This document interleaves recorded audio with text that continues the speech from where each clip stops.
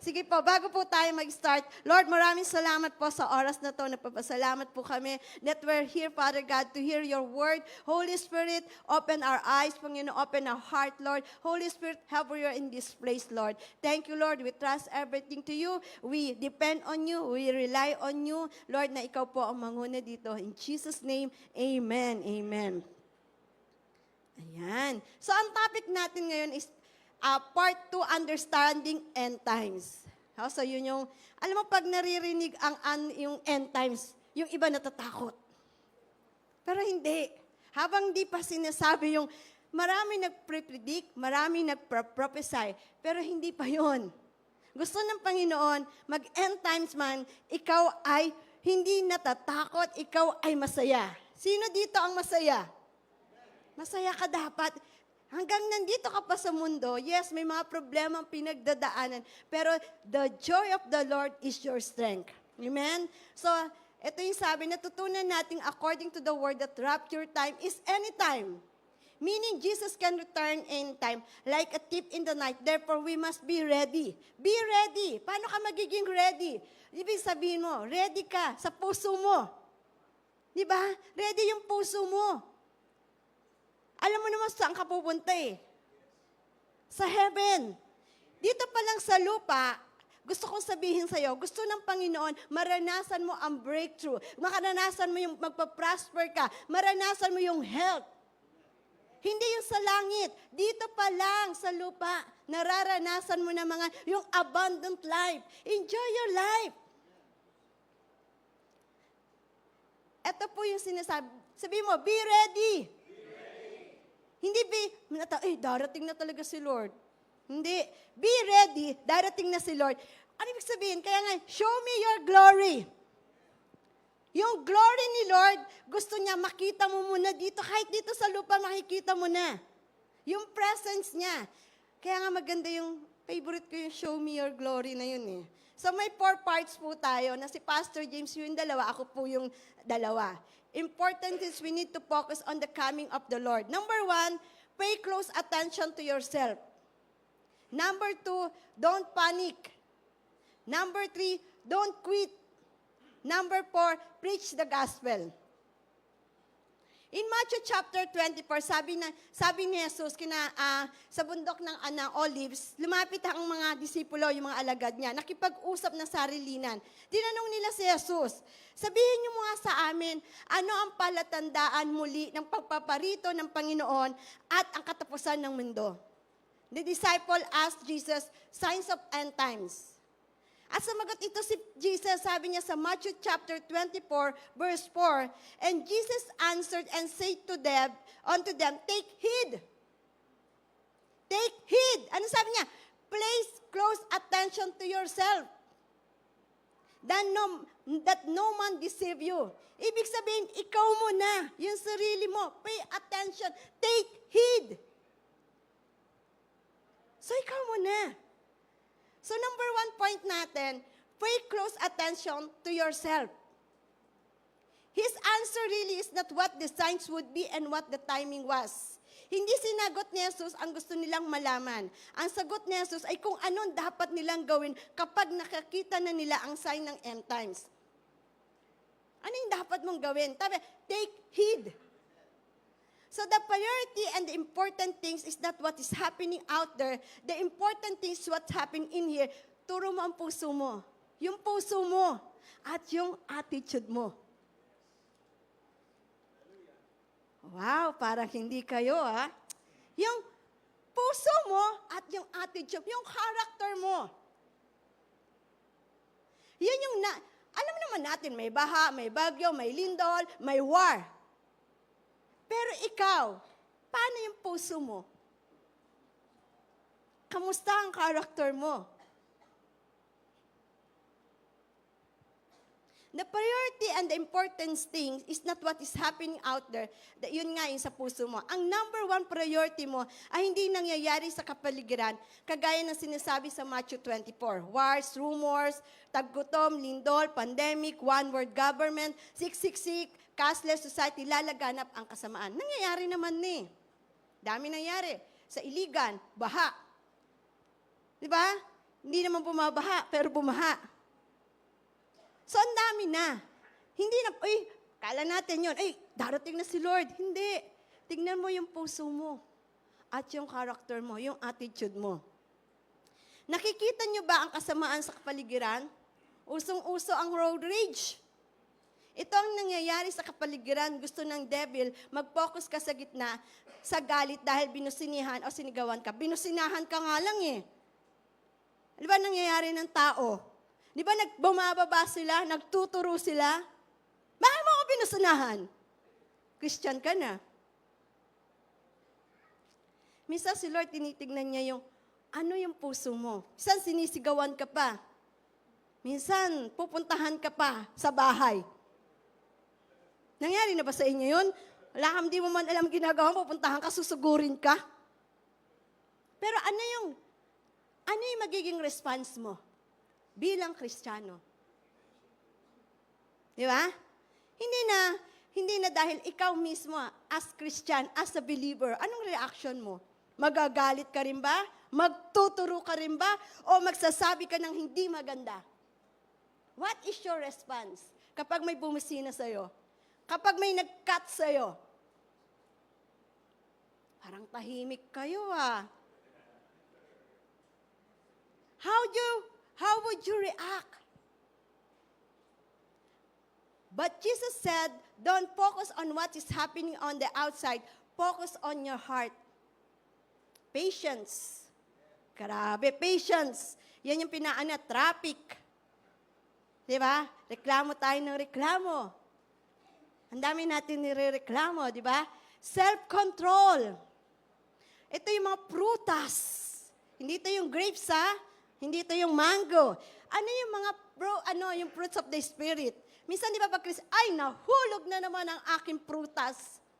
Ito yung mga patience, self-control. Di ba? Let go. Minsan, forgive.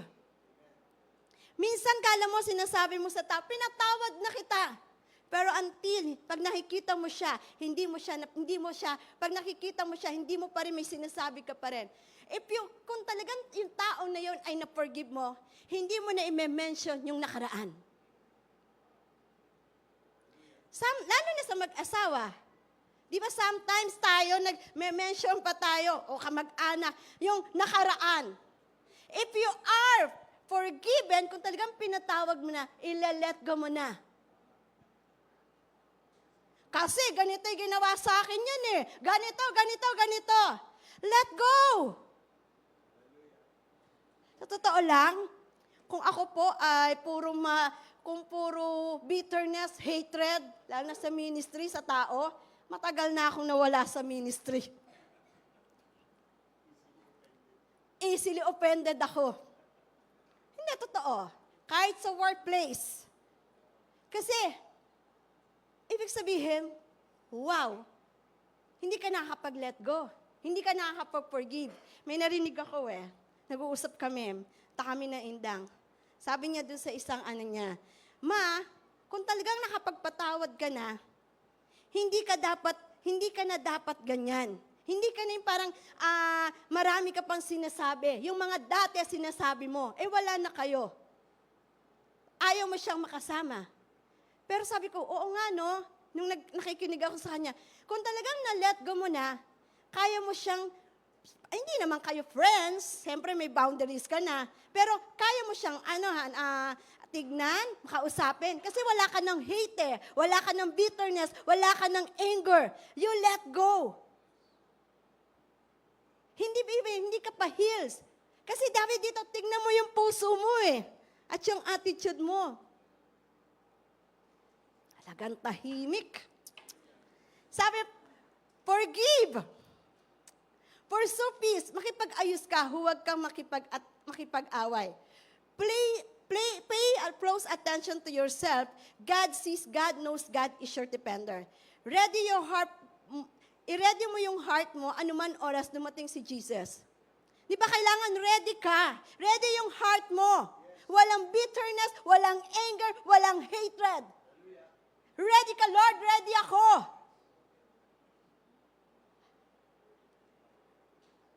Ask yourself, Tanungin mo ang sarili mo. Self-evaluation. Minsan, ina-evaluate mo yung iba, yung sarili mo, hindi mo tinuturo. How is my relationship with Jesus? How's your relationship with God? How is my passion for God? I am on fire for God. Maapoy pa rin ako. O nung unang Kristiyano ako, napaka-apoy ko. Pero nung tumatagal-tagal na akong Kristiyano, hindi na ako ganun kaapoy. Grabe talaga.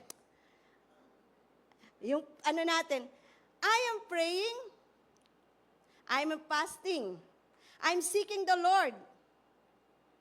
How's my heart? How's my heart? Tahimik tayo Napansin mo ba kapag nakapag-pray ka, di ba? Pag nagpe-pray ka, may problema man dumating sa'yo o mga estudyante, pag nakakapag-pray ka, di ba minsan nakakapag-isip ka ng maayos, hindi ka agad nagagalit, nagka-calm ka, di ba? Kalmado ka, na-still ka. Kasi nakapag-pray ka Nangyari po kasi sa amin to this week lang Kaya si Lord, pag magme-message ka, sa'yo muna. Hindi kami nagme-message dahil may pinapataman. Hindi. Ikaw muna. Alam mo, grabe, on time na yon, still lang si Pastor James. Hindi kasi kung kasama ko, siguro, nagkasagutan kami.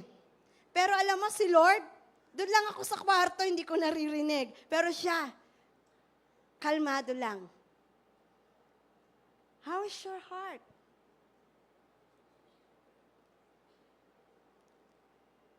Alam mo, may narinig akong testimony. Isang mag-asawa sila. Ito yung ano niya ang sabi ng husband niya, Lord, I've been praying for my wife, my children, my boss, and etc. Bakit, Lord, parang hindi mo ako sinasagot? Alam mo, na-instruct ako dun sa sinabi sa kanya ni Lord. Then, he heard the voice of God in his heart. Sabi ni Lord, ang dami mong pinagpe-pray, mga tao, para maayos ang relationship mo sa akin. Pero ikaw, yung relationship mo sa akin, kamusta na? Wow! Nung narinig ko yung testimony, yes, Lord, no? Pray ako ng pray na maayos ang relationship ko sa husband ko, sa anak ko, sa boss ko, sa asawa ko. Ikaw, kamusta ang relasyon mo sa akin? Alam mo, boom!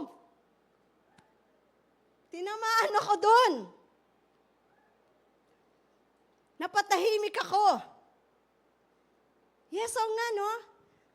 Sabi niya, ito yung sabi niya, kapag inuna mo ako, isusunod ko sila.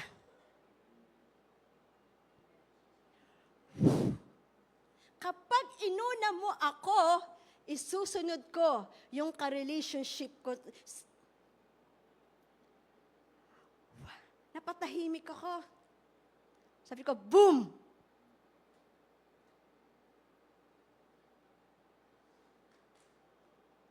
Karaniwan nakapokus kakausapin ang Diyos horizontally, hands-on, tungkol sa ibang tao. Yung asawa ko, yung anak ko, yung boss ko. Di ba? Pero dapat vertically. But God said, your priority is to talk to me. Your priority is to talk to me. You fellowship with me. Kailan mo huling kinausap ang Panginoon? Di ba? Kailan? Kailan mo? Gusto mo maayos ang family mo? Gusto mo maayos ang relationship mo sa asawa mo?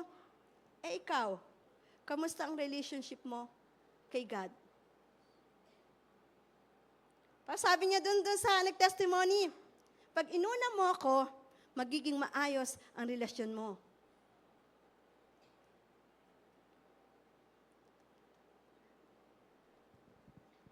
iniasikaso mong relation mo sa iba, yung relationship mo sa akin, hindi maayos.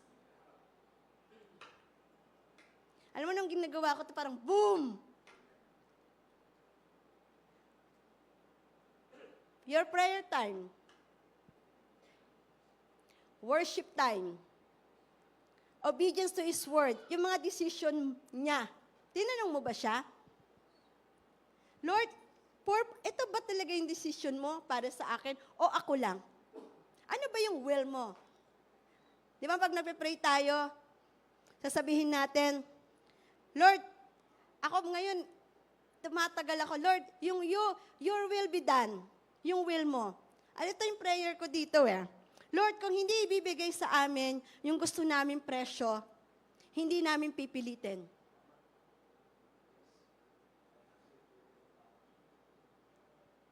Pero pag will mo, Panginoon, ibibigay mo yung gusto namin presyo.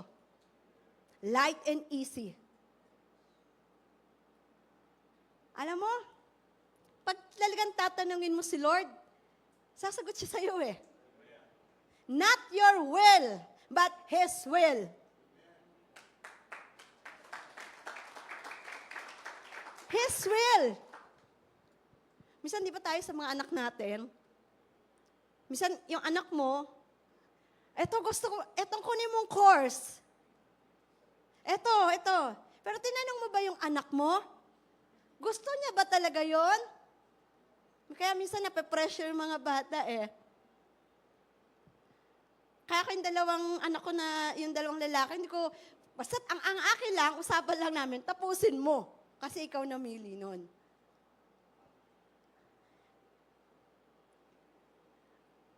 Are you on par sharing the gospel? When was the last time you led someone to the Lord? When was the last time you shared the gospel?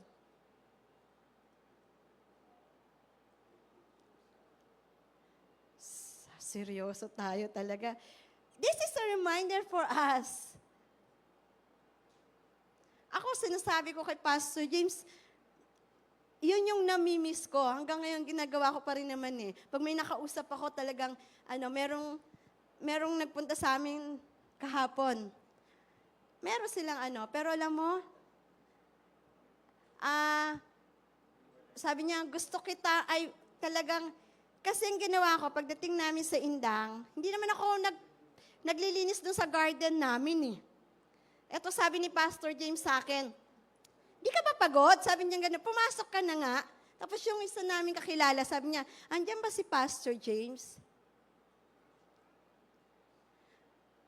Ayun, nakapag-usap siya, siya. Malapit, wala na niya. When is the last time you shared the gospel? Bawat isa sa atin may influence. Kasi sabi sa word, every believer. Hindi sinabi pastor, evangelist, prophet, teachers, stop ka ng church, dapat ikaw lang mag-share. Every believer, where is the last time? Number one ba si Jesus sa yung sabihin, di ba? Sa buhay mo, sa finances mo, o unahin mong ibabago siya. Kaya yung pagbibigay natin, yung tithes and offering natin, is about honoring and worshiping God. Jesus said, be watchful, take heed, pay close attention to yourself. Focus on the good, be happy. Don't be sad. Ngitian mo nga yung katabi mo, yan. Ngitian mo, yan. Ngiti tayo, yan. You smile. Malay mo yung katabi mo, kailangan ng smile lang, tapos wow. Be happy, don't be sad. Philippians chapter 4, verse 4 and 8. Ito yung be cheerful with joyous celebration in every season of life. Let your joy overflow. Keep your thoughts continually fixed on all the authentic and real, honorable, admirable, beautiful and respectful, pure and holy, merciful and kind, and fasten your thoughts on every glorious work of God, praising Him always. Focus on the good. Hindi ka kailangan mag-focus sa negative. Remember yung nangyari sa atin dyan? Pwede naman kaming mainis. Nakita namin, pwede kaming, wala na, wag na tayo mag-church sa kasi wala tayong hindi. Ako natutunan ko, ito merong problemang dumadating, tinitignan ko yung magagandang ginawa ng Panginoon sa buhay ko. Focus on what God do, ang ginawa sa'yo. Diba? Focus ka. Hindi yung parang ganito, si ganito, ganito. Hindi, focus ka. Anong ginawa ng kabutihan ng Panginoon sa'yo? Yung gagawin, yung lilipatan natin, sa totoo lang, sabi ko, Lord, nung ginawa mo tong lugar na to, bear to. Pero yun, may tiles na siya, may ceiling na siya. Sabi ko ganon, Lord, kung anong ginawa mo dito sa lugar na to, gagawin mo doon sa tower na to. Yun yung niremind ng Panginoon sa akin. Focus on the good and be happy. Sige, declare po natin to. Sabihin po natin, my heart is pure. Lakasan po natin. Sige pa. My heart is pure. I'm living in the fear of the Lord. My relation with Jesus is stronger than ever. I am alert in the Spirit. The day when Jesus returns will not overtake me. In Jesus' name. Amen. Number 2, don't panic. Sabi mo sa katabi mo, don't panic. Matthew chapter 24, verse 6, and you will hear of wars and threats of wars, but don't panic. Yes, these things must take place, but the end won't follow immediately. Di ba, dami tayong naririnig na pag-aagawan ng West Philippine Sea, China at Russia, nakisali na ang laban sa US at Iran. Magkaka-third war na ba? Jesus said, I don't want you to feel afraid. May mga naririnig tayong mga hindi magaganda, pero sabi niya, I don't want you to feel afraid. Mangyayari ang mga bagay nito, pero hindi pa ito ang katapusan ng mundo. Sa Tagalog, don't panic means huwag mataranta. Di ba pag nagpapanik ka, hindi ka nakakapag-desisyon ng maayos? Panik Minsan nga kapag may sakit yung anak mo nagpapanik ka na agad Minsan, nang ginagawa mo, ang taas, COVID na yan. Lalo na, yung bagong virus na yan. Pag nagpapanik tayo, pero huwag kang magpanik. Di ba pag may sunog, kunwari yan, sinihan. Kunwari lang hindi ko naman sinasabing masunog yan sabihin nyo So, may sumigaw na, sunog! Sunog! Di ba natataranta tayo? Hindi mo alam kung saan na yung nadadapa ka, minsan pupunta ka dun sa main doon, and sabi, fire exit ka. Anong nangyayari? Nadadapa, nagtatakbuhan, pero pag ikaw hindi nagpapanik, ikaw ay kalmado, ikaw ay still, alam mo agad ang gagawin mo. Kaya pag may problema ka, panik ka agad lalo na pag sa text. Bad report. May sinabi sa'yo na hindi maganda. Ang gagawin mo, hindi gumaganti ka, nagpapanik ka. Gusto mo, gumanti ka na rin. Don't panic. May kantang ganun. May kanta bang ganun? So, wag ka. Naalala ko, kasi nangyari sa akin yan. Si Pastor James, diving. Sino nagda-diving dito? Ay, wow, kuya, nagda-diving, Yan. Ano nila, Pastor James? Ano ba yun? Kaya marang final exam para makuha yung license. Di yan. So, kasama ako. So, sinama nila ako. Tapos, nandun si Pastor Paul. Dalawa kami sa bangka. Iniwan na kasi nila ako si Pastor Paul din nag-dive. Di ako na lang mag-isa. So, nangyari ganito. Yung isa nilang kasamang babae, classmate nila, parang, di ba, gumanon. Laon na siya, nag-shoot up, sabi niya, help, help, help! So ako nagpanik ako. Biko, ano nangyari doon? Kaya ngayon, pag inaalok nila akong sumama o mag-enroll ng diving, ayoko. Ayoko. Kasi nakita ko yung kaklase niya, sabi, help, help! Ang nasa isip ko, baka malunod ako. Baka yun ang ko, saan lalim yun? Yung alam mo yung panic, nakakahawa pala yun. Kaya kahit ngayon, kahit sabihin nila di ba, yung ganun ibig sabihin. Pati ako, natakot ako. Minsan, di ba pag sa nagtatakutan sa bahay, merong ganun. Lalo na pagpatay si si Lolo. Ang nangyayari, di ba natatakot ka? Ang nangyayari sa'yo, halika samahan mo kung mag-surf, halika, lalo na kung sa bahay nakaburol. Nakakahawa pala yung panic na yon. Pero sabi dito, Jesus said, do not go around with the spirit of fear and worry. Raptures come first before end times. Be excited. Jesus will return anytime. Be always ready and I will not be left behind. Sino gustong hindi ma-left behind dito? O kailangan, magkakaroon ng grand reunion ang mga nauna sa Panginoon at tayong nabubuhay ay sasalubong kay Jesus sa luulap. Ito sabi sa 1 Thessalonians 4:18, kaya pagsiglahin nyo ang isa't isa sa pamamagitan ng mga aral na ito. Yun ang sabi ng Panginoon. So, pay attention to yourself. Number 2, don't panic. Diba? Amen. Number 2, si Pastor. Yon. Busog ba? Busog? Amen. Sabi siguro ng karamihan, kala ko ba, end times dapat sasabihin kung anong araw, anong buwan, anong yung pala, sabi ni Lord, pay attention to yourself. Amen. Do not be overwhelmed with what's happening on the outside. Be steady on the inside. Anytime Jesus can come. Pero kailangan handa ka. Kasi pag puno ka ng sama ng loob, galit, sobrang busy mo sa mga bagay-bagay, stress ka, andyan na si Lord, hindi mo napansin. Amen?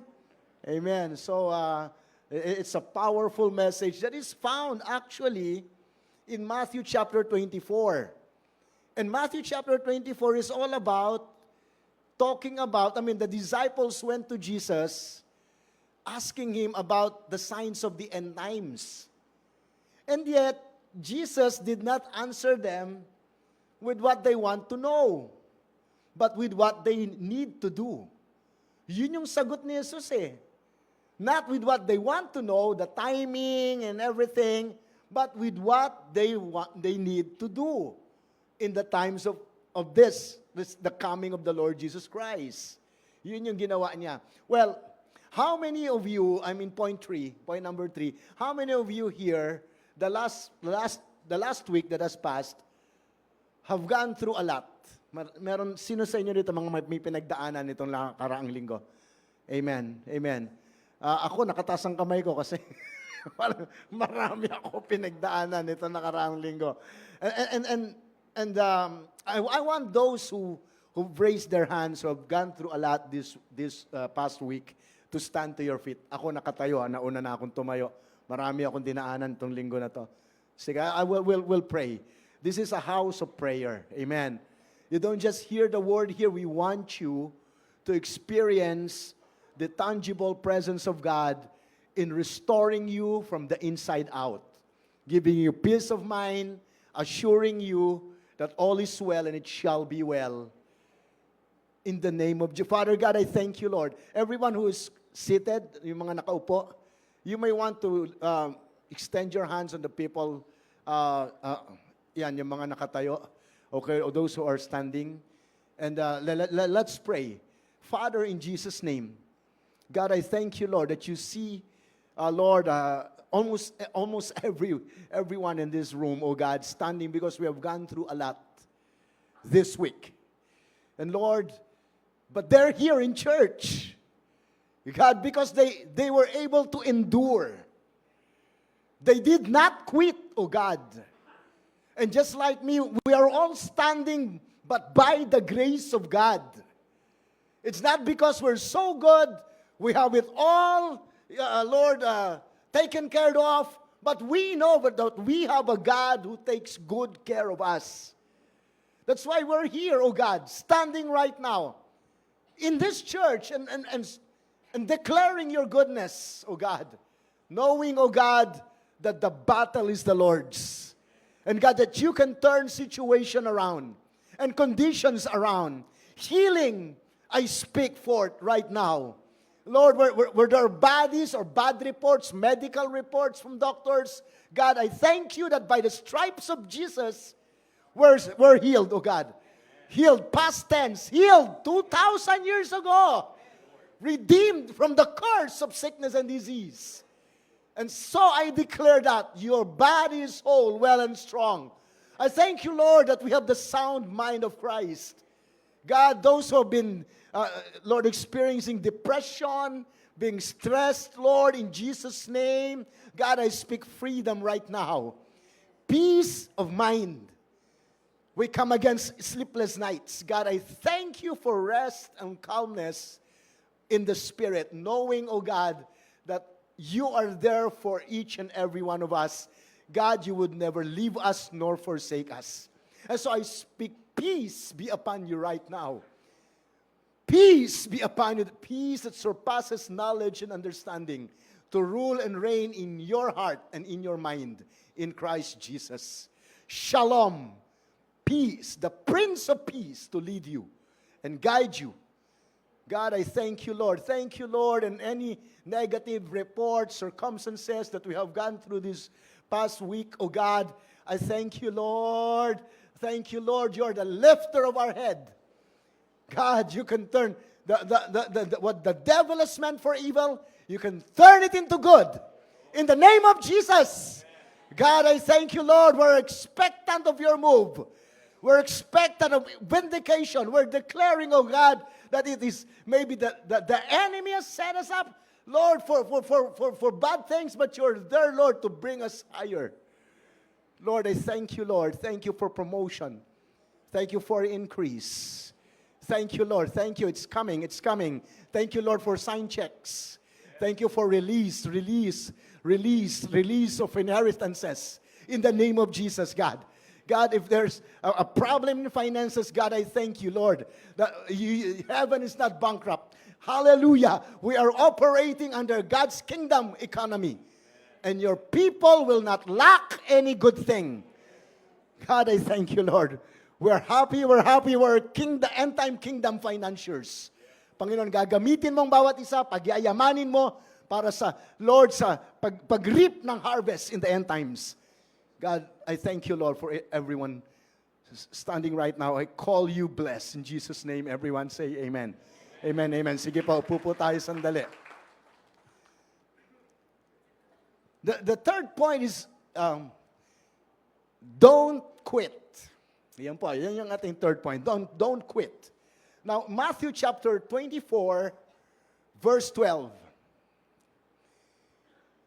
And because iniquity shall abound, the love of many shall wax cold.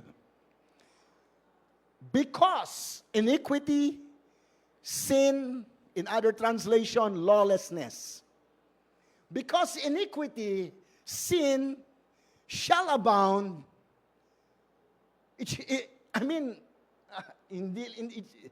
It's no longer future, it has abound, actually. If you would actually see things right now in our generation happening. Nakikita mo na, you're seeing the sin abound. Nag-abound talaga. The lawlessness has abound. And the love of many shall grow cold, shall wax cold. Well, what is iniquity? Let's get the definition of iniquity. Iniquity is a knowing violation of established law. In other words, people knew that it's a wrong thing to do, and yet they would still do it. Alam mo yan? Alam nila, mali. Pero gagawin pa rin nila yung mali. Alam nila hindi tama. I mean, the disciples asked Jesus about signs of end times, and this was his response. You would see lawlessness. People knew what's right. People, even believers, even Christians, with people who call themselves Christians, alam nila yung tama. And still would evade the truth. And still would rebel against God. Gagawin pa rin yung mali. Kasi may established law na eh. Alam mo namang mali, pero gagawin mo pa din.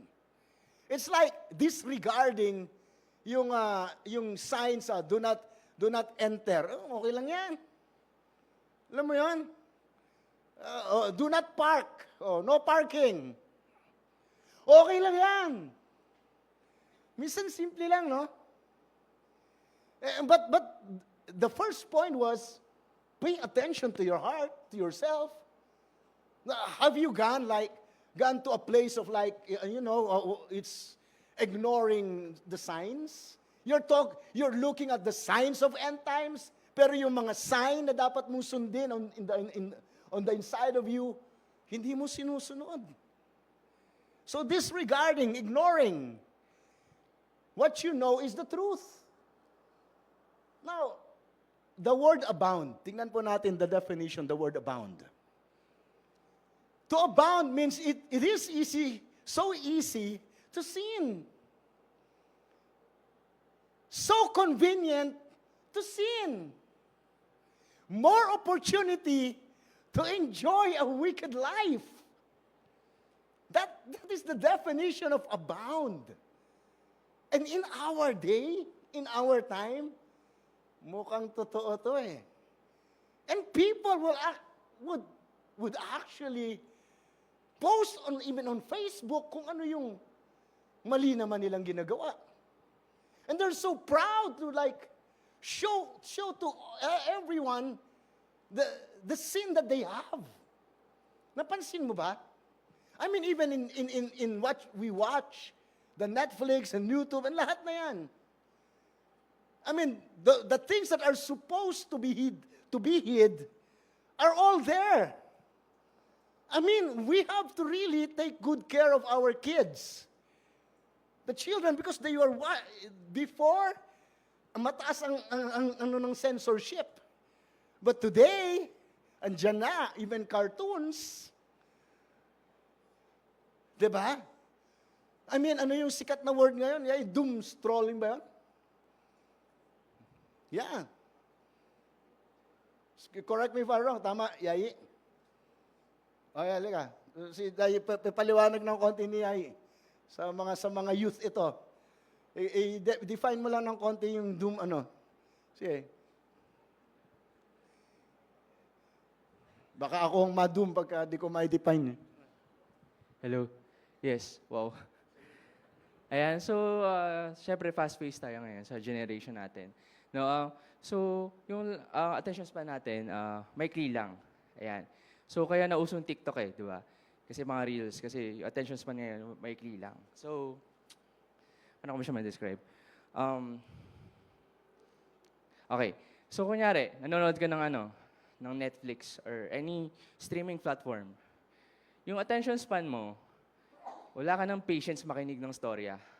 Ini-skip mo na siya. So, yun yung doom scrolling. Ayan. So, gusto mo na mapunta doon sa climax. Imbes na pakinggan mo yung gist or yung content or yung context ng isang story, ini-skip mo na siya. Para mapunta ka na doon sa action, mapunta ka na sa kilig part, mapunta ka na sa ending. Ayun. So, yun yung doom scrolling. Kumbaga, yung attention natin, patience natin sa isang bagay, may klila lang. Ayan. So, yung patience natin has gone so, short? And then, not only that, yung doom scrolling na yan would just highlight yung let's say, the violence, yung mga highlight nung pinapanood mong movie. Hindi mo naintindihin yung istorya. Siguro nangyayari na to, it's not just for the kids, for the youth, it's even for the adults. You would fast forward, and then you will just watch the highlight. Ano yon? Eh, kung batang kaya po yan, yung murahan lang at saka barilan, di ba? Mga tipong ganon. Baradadadadadad. Kung cartoon siya, ganon din. Doon lang sa part ng hate, doon lang sa part ng highlight. See? It's all there. It has abound. And we may not realize it, but we are in it. No, sa panahon natin. I mean, in our time today, in our time, some nations, they have legalized drugs. I know for some nations as well, abortion is legal. Yeah. So, sin, lawlessness, iniquity shall abound. This is one of the signs of end times. And we're seeing it. And people, it's so easy for them to sin because it has become the norm. It has become, it has been regularized. It's the norm. Yan na yung uso ngayon eh. So wala na yung linya, wala na yung boundary. Nakita mo? It has become the norm. Pag wala ka sa uso, ay wala ka. Wala ka sa trend, 'di ba? Hindi ka nagte-trend. Hindi ka trending. Hallelujah ka. Okay, wax cold means to gradually become emotional or emotionally detached, indifferent or lose spiritual fervor, deprived from the Greek word psycho. It signifies a slow, progressive cooling of love, often due to abounding iniquity, wickedness, or selfishness, or pride. Ito na yon. Ito yung sinasabi ng wax cold. Sabi ni Pastora Grace kanina, when was the last time you have shared somebody to the Lord? Nanlamig ka na ba? How's your relationship with the Lord? Your passion for God. Ano na nabago? We've been focused about so many things on the outside, but what's happening on the inside? Nanlamig ka na sa Panginoon. I mean, the word selfishness here, sa panahon natin, greediness. Grabe, di ba? Ang daming greeding tao ngayon. Gusto lang niya, it's all about me, what I want. Most people, even some Christians, have forgotten to give. And all they think is that they need to receive. Take, and have forgotten to give. But what's Christianity all about? For God so loved the world that He gave. He gave His only begotten Son. Let us not forget how to give. Maraming tao ngayon nakalimutan na nilang magbigay. Puro lang take. I want this, I want that, I want this. Diba? And yet, what brings you what brings the supernatural joy in your heart? That's a question. Ano yung nagbibigay sa'yo ng saya? When you give. Diba? You would, the greatest feeling of all, the joy is the joy of giving. Ang saya pag nagbigay ka, di ba? Kahit walang bayad. Kasi nakatulong ka eh. Jesus said in the book of Acts, it's better to give than to receive. So, people, for the joy, the Bible tells us, for the joy that was set before Christ, He endured the cross. Hanggang huli, Jesus was giving. And He had that joy of giving. Pwede naman kalagitnaan ng kanyang journey to the cross sa Calvary, sa Golgotha. Ayoko na, bahala na kayo sa buhay nyo. But then, for the joy, in the book of Hebrews, it tells us, for the joy that was set before Him, He endured the cross. So natapos niya yung karera. So let us not go wax cold. Before, ang mga tao, when they hear about like crimes of someone has been stabbed, wow, grabe naman. Sino ba yung naksak na yan? Ngayon di na eh. Mali na nagagrabihan ng tao. Malayo sa bituka yan, saksak lang yan eh. Hallelujah ka. Anong gusto mo? Magkagutay-gutay para ka ma-shock? Have we gone cold? How's our heart? Yung compassion mo about people. Kailangan ba? Ngayon, it has been like a norm. May pinatay. Someone was killed and then nilagay sa loob ng drum. Inulog sa malalim na lugar sa Pasig River o saang hindi ko alam kung saang mga lake yan o hallelujah ka. Parang normal na lang. I mean, we should be like, wow, Lord, I come against all this wickedness. We should be praying. Hindi yung binasa mo na lang and it hasn't affected you. Wax cold. We have to pay attention to our heart. Have we gone wax cold? Pag nakabasa ka ngayon ng bata ni rape, tapos okay lang ba sa'yo yun? Nabasa mo?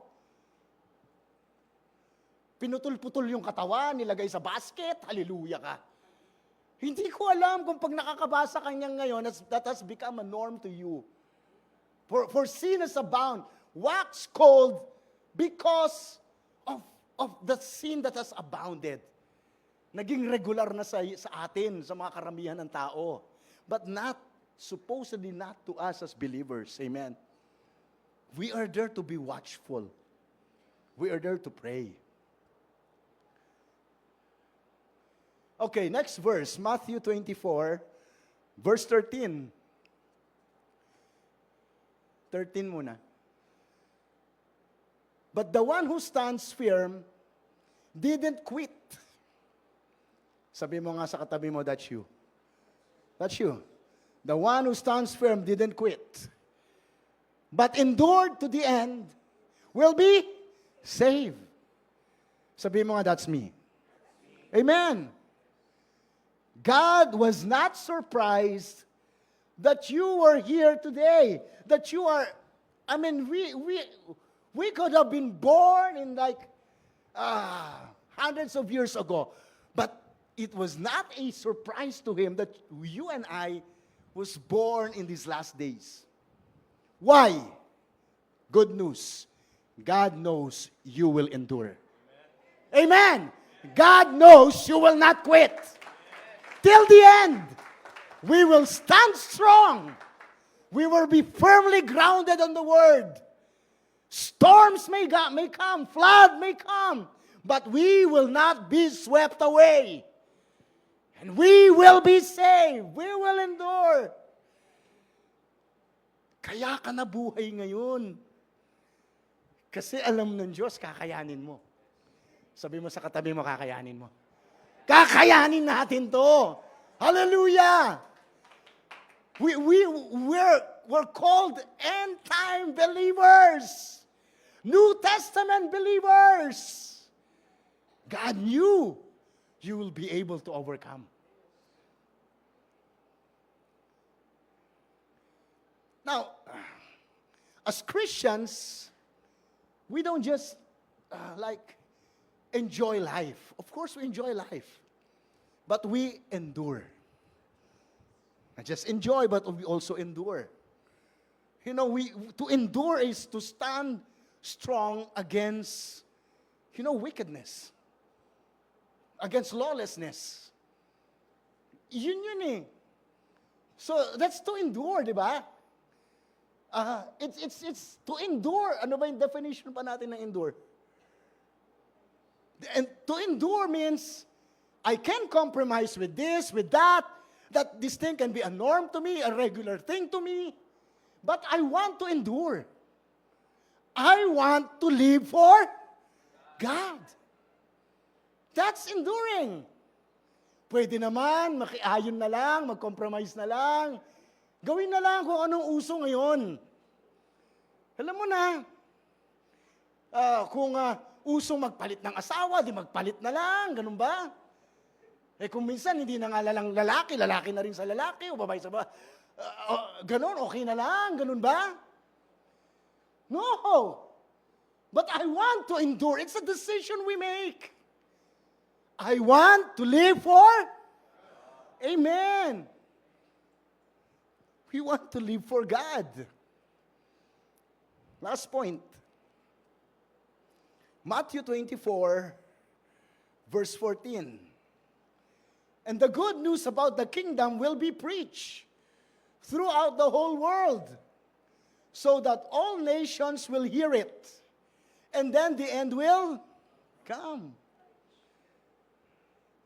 The word will be, it's like an emphatic declaration. It's like God was it was clearly stated that in the end times, the gospel will be preached. And it's happening. With the technology and internet, the word of God is being preached not just here in New Life Southwoods, but thousands and thousands of ministries have been preaching the gospel all over the world. It's happening. If you talk about end times, it's happening. Nangyayari na. But the question is, how would you react? How's our response as a church in regards to this preaching the gospel throughout the whole world? Ano yung response natin? It's not about what's happening on the outside o yung ginagawa ng iba. Ikaw, you pay attention to yourself. Ano naman ang ginagawa mo? When was the last time you've shared the gospel to someone and led someone to the Lord? Well, in this house, let me just update you of some of the countries that we have been, yung mga views natin and responses. We've been receiving views and responses from Nigeria, from UAE, United Arab Emirates, from Canada, from Europe, America, India, Australia, South Africa, Saudi Arabia. Palakpakan naman natin ang Panginoon. As a church, we have responded to the call. Amen. And of course, Philippines. Dami kong bansang binanggit, no? Of course, Philippines.